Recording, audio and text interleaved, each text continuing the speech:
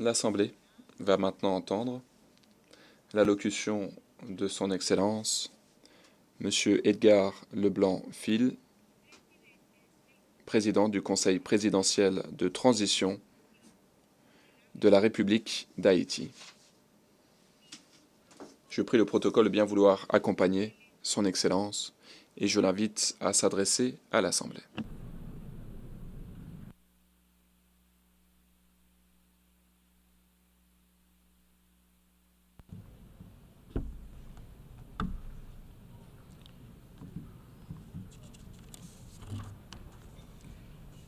Excellences, Monsieur le Président de l'Assemblée générale, Monsieur le Secrétaire général des Nations unies, Excellences, Mesdames, Messieurs les chefs d'État et de gouvernement, Mesdames, Messieurs les chefs de délégation, distingués délégués, chers compatriotes, j'ai l'immense honneur de représenter ici à la tribune de l'Assemblée générale des Nations unies, à un carrefour particulier de son histoire, le peuple haïtien, digne et fier, qui, malgré les tempêtes de tous ordres, a toujours su se relever.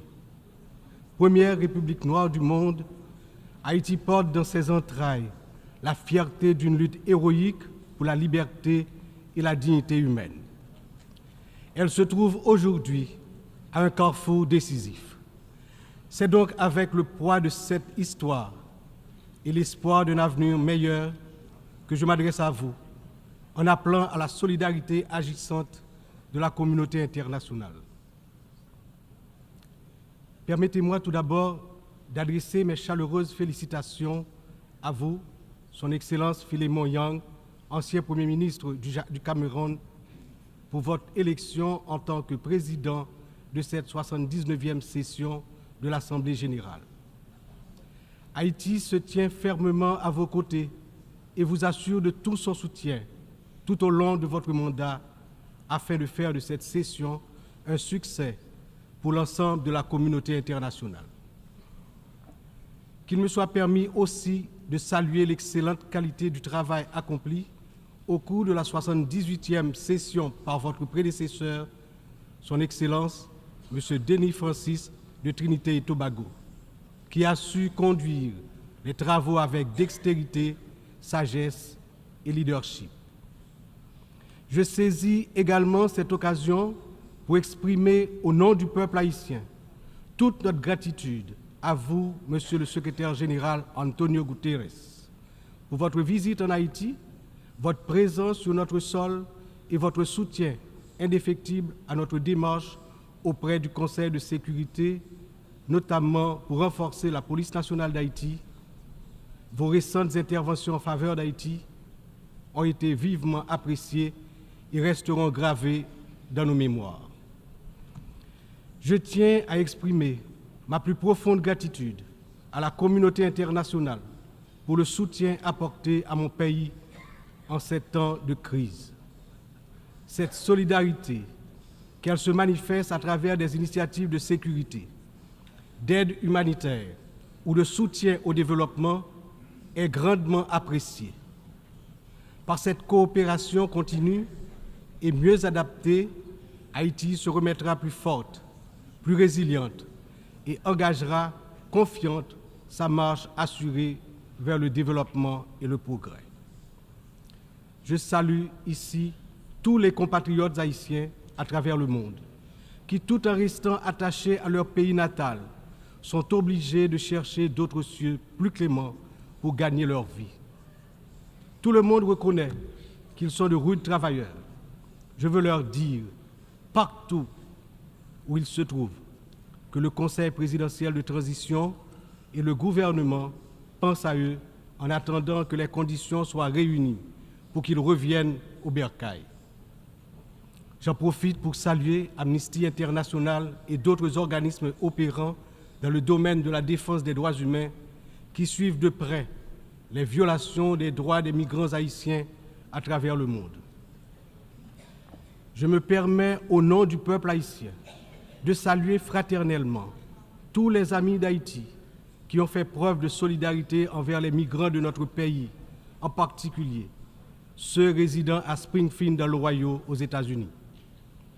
La longue histoire d'amitié et de solidarité réciproque entre nos deux nations, depuis notre participation à la bataille de Savannah en 1779, nous permet de dire avec confiance que le peuple américain rejette toute incitation à la haine contre notre communauté.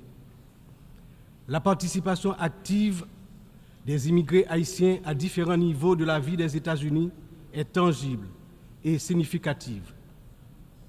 À cet égard, les passions qui émergent naturellement lors d'une campagne électorale ne devraient en aucun cas servir de prétexte à la xénophobie ou au racisme dans un pays tel que les États-Unis, une nation forgée par des immigrants de toutes origines et qui s'est érigée en modèle de démocratie à l'échelle mondiale.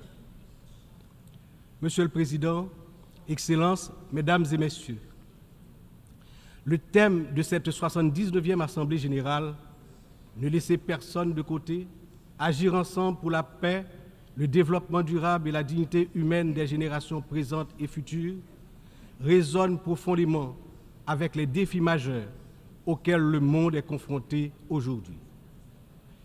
Ce thème est un appel urgent à l'unité et à la coopération internationale dans un contexte où les inégalités, les conflits et la crise climatique exacerbent la vulnérabilité de millions de personnes à travers le globe.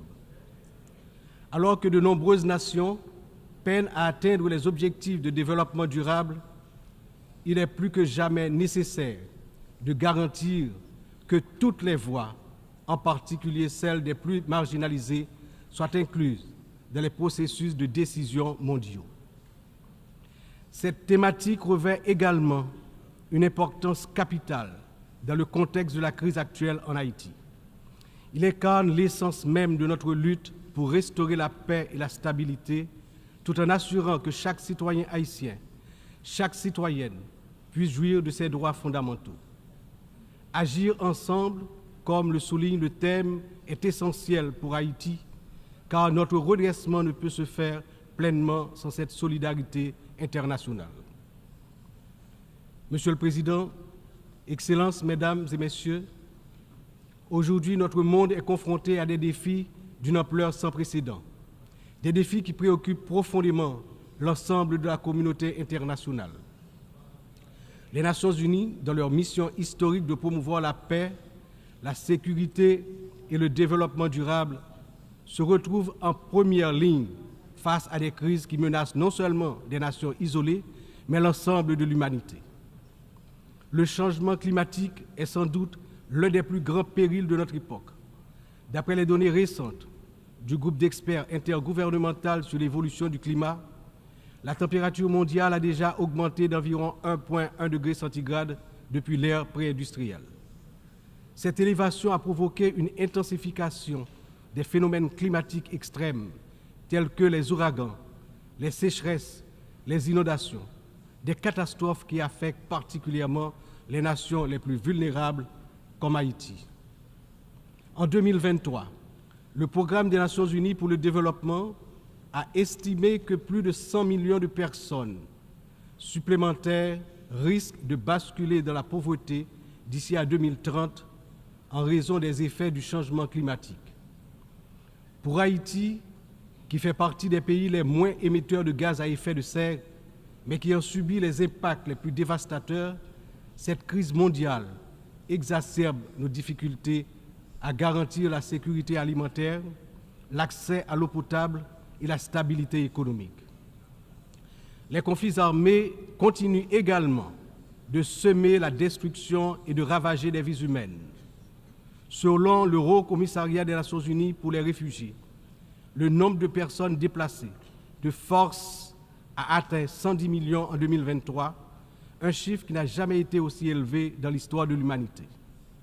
Que ce soit en Syrie, en Ukraine ou dans la région du Sahel, ces conflits prolongés exacerbent la pauvreté, détruisent des infrastructures vitales et entraînent des flux massifs de réfugiés.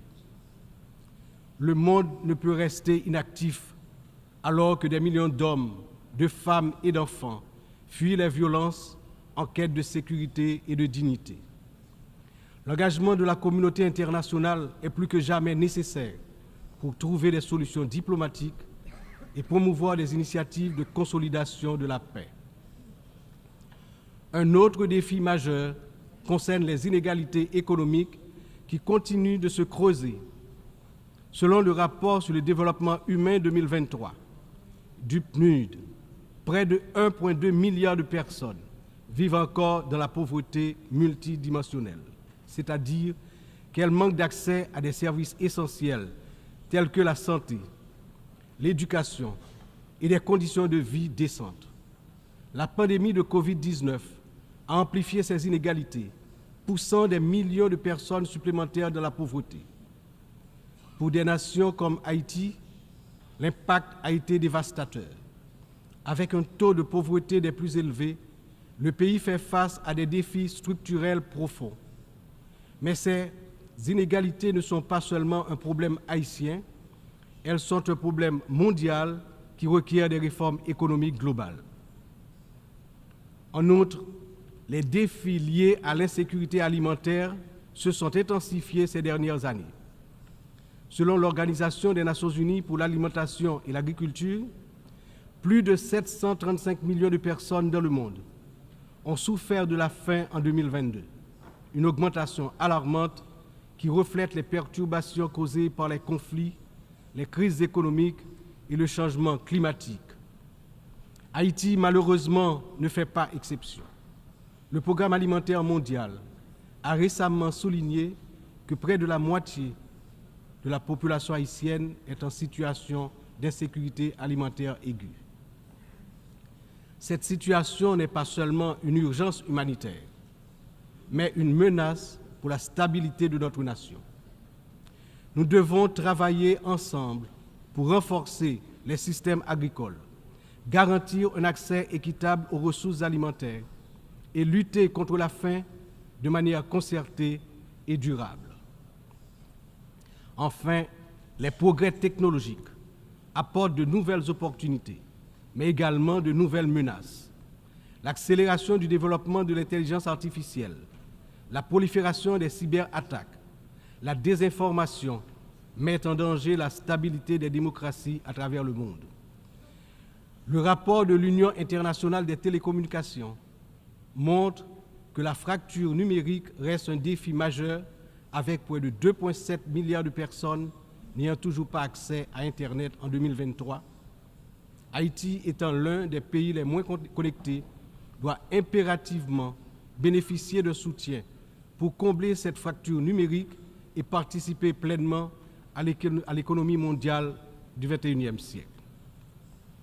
Cette année, Haïti réaffirme son engagement en faveur de la préservation de notre patrimoine commun, les océans. C'est pourquoi j'annonce aujourd'hui avec fierté que Haïti signera l'accord sur la biodiversité marine au-delà des juridictions nationales, adopté le 19 juin 2023 et ouvert à la signature depuis le 20 septembre 2023. Cet accord est un outil crucial pour garantir la protection de la biodiversité marine, promouvoir une exploitation durable des ressources marines et renforcer la résilience des États insulaires comme le nôtre face aux défis du changement climatique. Haïti est déterminé à collaborer avec la communauté internationale pour s'assurer que cet accord profite à toute l'humanité, tout en contribuant à la protection des écosystèmes marins dont nous dépendons tous. Ces défis mondiaux ne peuvent être relevés que par un engagement renouvelé en faveur du multilatéralisme, de la solidarité et de l'action collective. Haïti, malgré ses difficultés, se tient prête à collaborer avec la communauté internationale pour surmonter ces crises et bâtir un avenir où la paix, la justice et la dignité humaine triomphent. Mais nous ne pouvons y arriver seuls.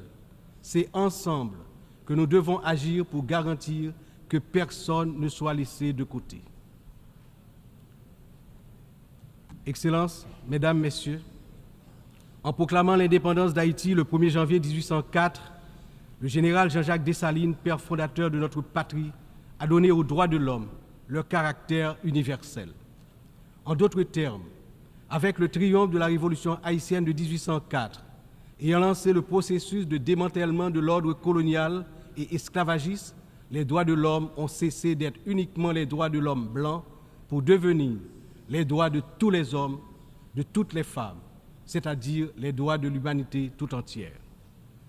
À ce titre, en tant que représentant de la République d'Haïti, porte-parole officielle du peuple haïtien, je me vois dans l'obligation d'attirer l'attention des dirigeants des grandes puissances sur le danger de guerre nucléaire menaçant l'existence des peuples sur tous les continents.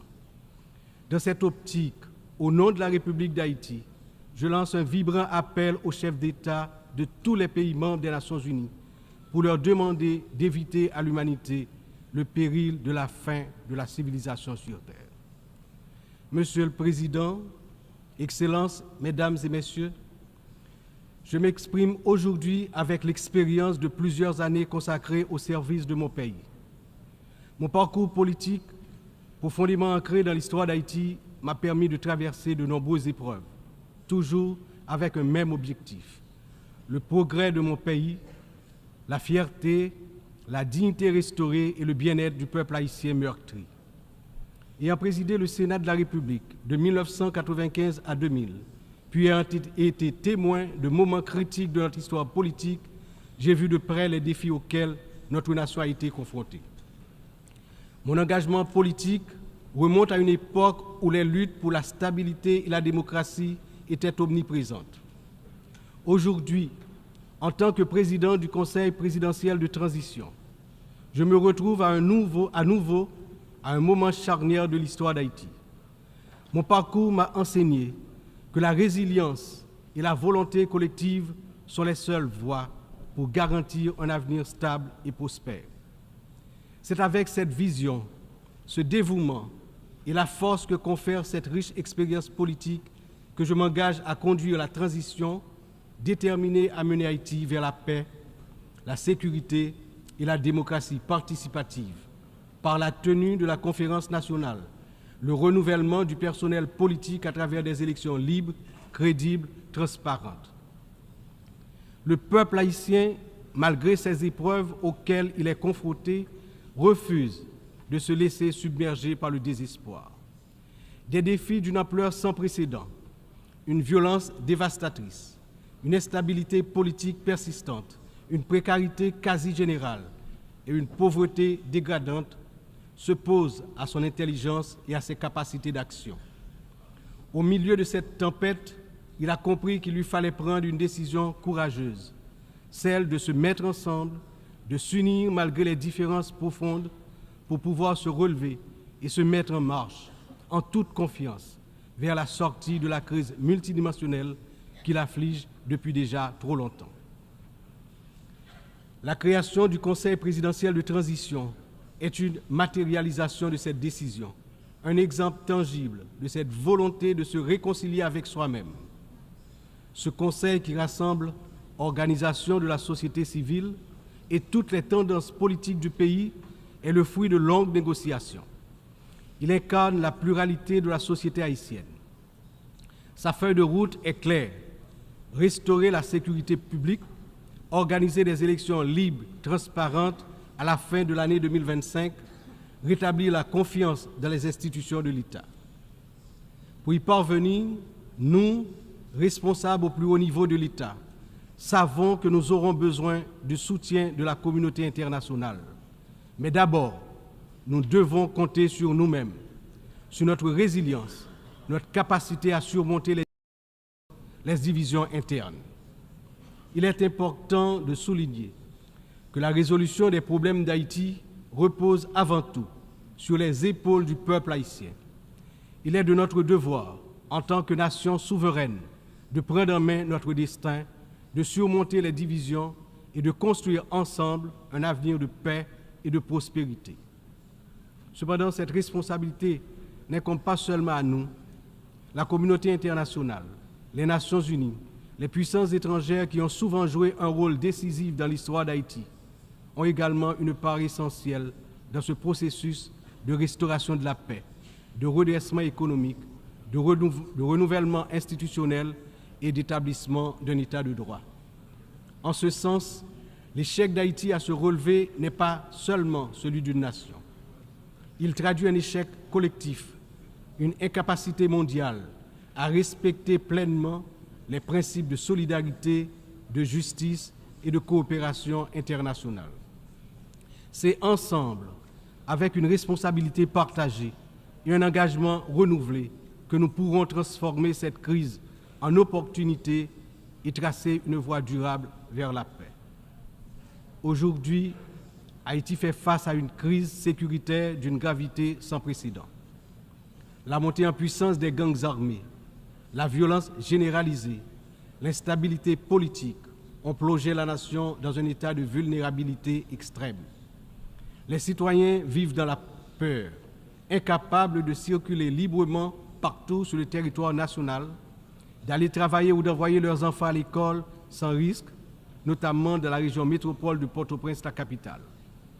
Cette situation affecte tous les aspects de la société haïtienne, fragilise les institutions, paralyse l'économie, mine l'espoir de lendemain meilleur.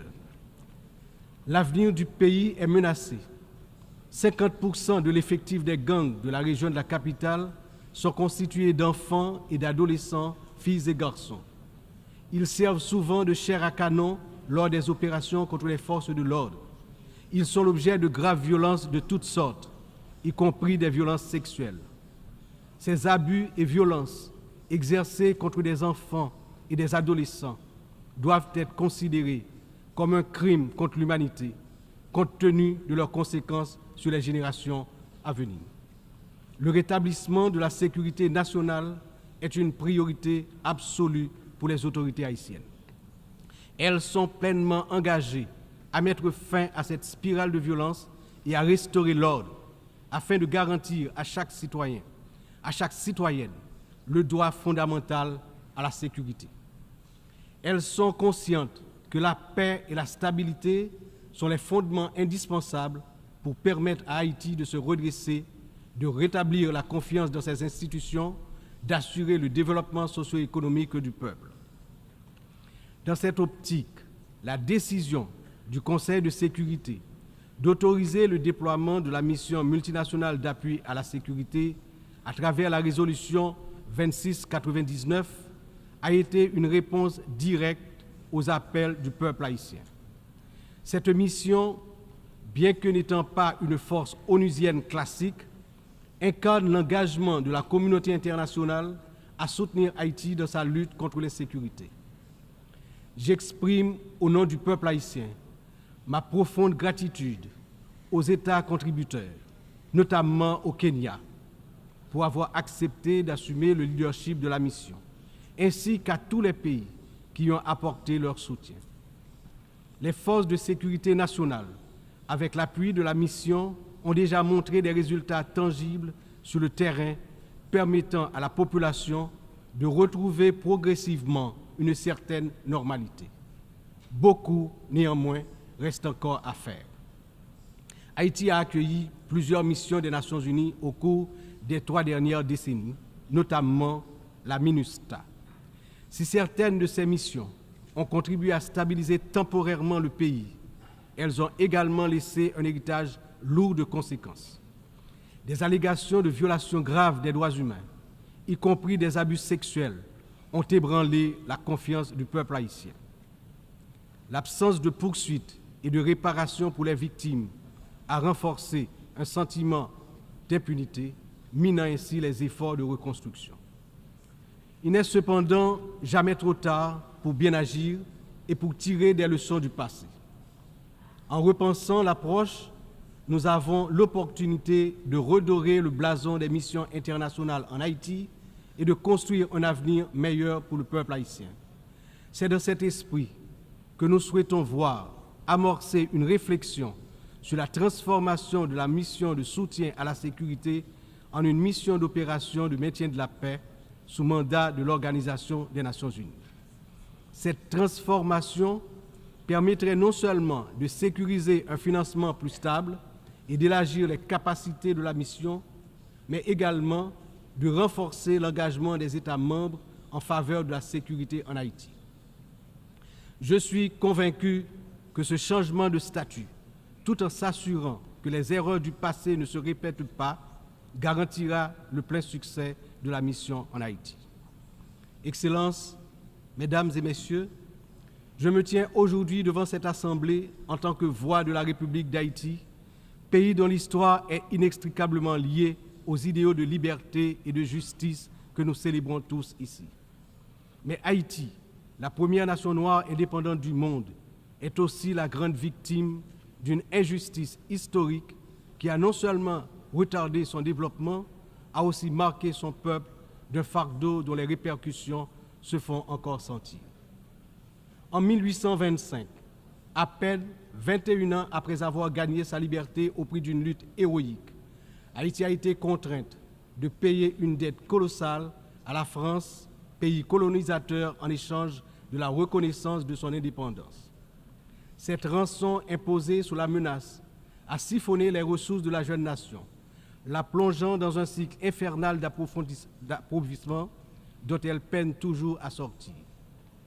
Cette dette a été une forme de punition pour sa hardiesse à se libérer des chaînes de l'esclavage et hisser l'être haïtien à la dignité de l'homme. Elle a été une pénalité injuste qui a asphyxié le potentiel économique et social du peuple noir d'Haïti pendant des générations. Dans le contexte d'aujourd'hui, où plus que jamais, l'attention est portée sur les efforts pour restaurer sans délai la sécurité et répondre aux immenses besoins humanitaires en Haïti, il me paraît important d'attirer l'attention de l'Assemblée sur les séquelles du passé colonial et des rançons payées à certaines puissances qui ont largement hypothéqué le développement d'Haïti. Il n'est pas sans intérêt de rappeler qu'Haïti a été le seul pays à avoir payé pour son indépendance, obtenue pourtant dans le feu et dans le sang. À la veille du bicentenaire de cet événement inédit dans l'histoire du monde, n'est-il pas venu le moment de la restitution des montants consentis? À cet égard, mon pays s'est félicité des propositions formulées par un certain nombre de gouvernements et également certaines agences des Nations Unies pour des actions concrètes en vue de la reconnaissance, la réparation et la restitution des torts du passé.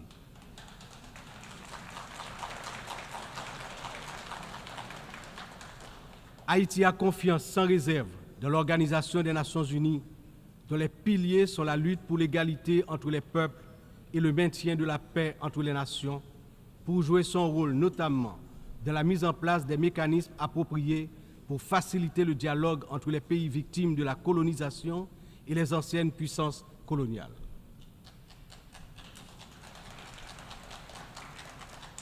Ici, à cette 79e session de l'Assemblée générale, Haïti est par mon entreprise, non pas simplement pour revendiquer une réparation, mais pour poser une question de principe, celle de la justice immanente. Ma démarche est résolument engagée, structurée et bien documentée. Le Comité national de restitution et réparation, en collaboration avec la Commission des réparations de la CARICOM, a déjà entrepris des travaux exhaustifs sur ce sujet. Nous demandons la reconnaissance d'une dette morale et historique et la mise en œuvre de réparations justes et appropriées qui permettront à notre peuple de se libérer des chaînes invisibles de ce passé injuste. Excellences, Mesdames et Messieurs, l'histoire nous enseigne que les nations ne se relèvent pas dans l'isolement, mais dans l'union des forces, dans l'engagement résolu à bâtir un avenir commun. Haïti, cette terre qui a offert au monde un symbole de liberté inébranlable et qui a aidé plusieurs nations à se libérer du joug du colonialisme barbare, ne cherche pas la charité, mais la justice, le respect,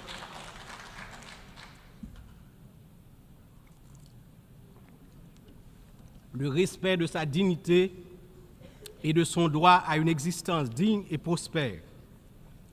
Les défis auxquels nous sommes confrontés aujourd'hui sont certes immenses, mais ils ne sont pas insurmontables.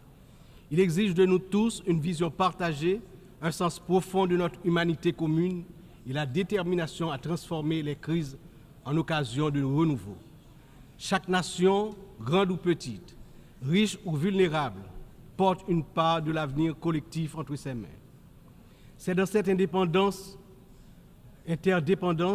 que réside la force véritable du multilatéralisme.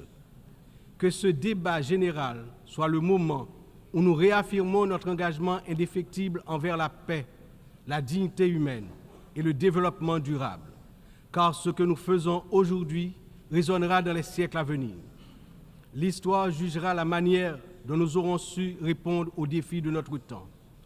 Ensemble, dans un esprit de solidarité et de coopération, nous pouvons et nous devons construire un avenir où aucun peuple, aucune nation ne sera laissé pour compte. Vive Haïti! Vive la coopération internationale! Demain, un autre pays, demain, un autre monde. Je vous remercie pour votre attention.